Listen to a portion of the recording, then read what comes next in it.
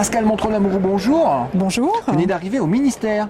Oui, je viens d'arriver à la direction du numérique pour l'éducation, au service du développement des usages et de la valorisation des pratiques numériques, bien sûr.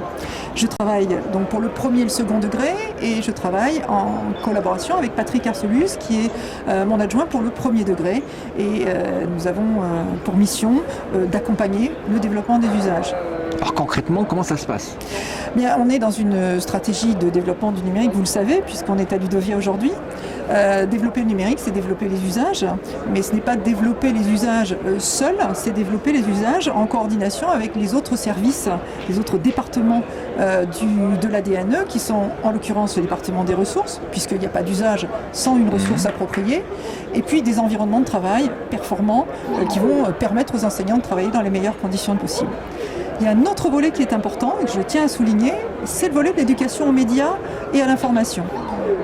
C'est un volet qui est à la fois nouveau, même si il était déjà présent dans les pratiques, mais la réforme du collège, les nouveaux programmes ont mis vraiment en lumière l'importance de développer des compétences chez les enseignants d'abord, mais chez les enseignants pour les apprentissages des élèves dans ce domaine bien particulier de l'éducation aux médias et à l'information.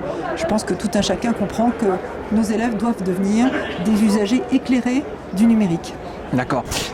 Donc je suis enseignant, j'ai des usages, comment je suis repéré, comment ça marche pour être rentré dans vos programmes ? Alors, nous avons la chance que j'ai, c'est de travailler dans un département avec un réseau d'acteurs.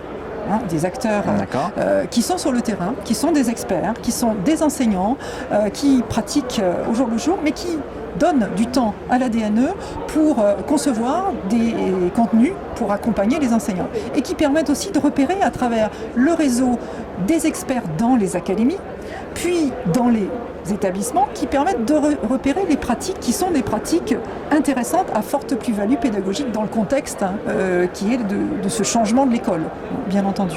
Et comment on devient expert ?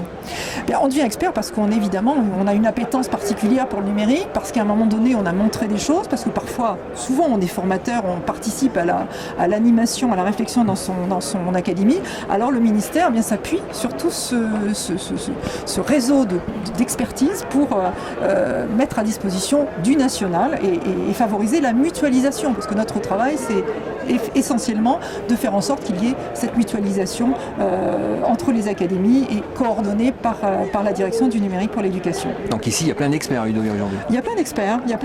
Alors, c'est leur marché en quelque sorte. Voilà, on a vraiment voulu privilégier la présence des experts ici à Ludovia parce que c'est un lieu de ressources.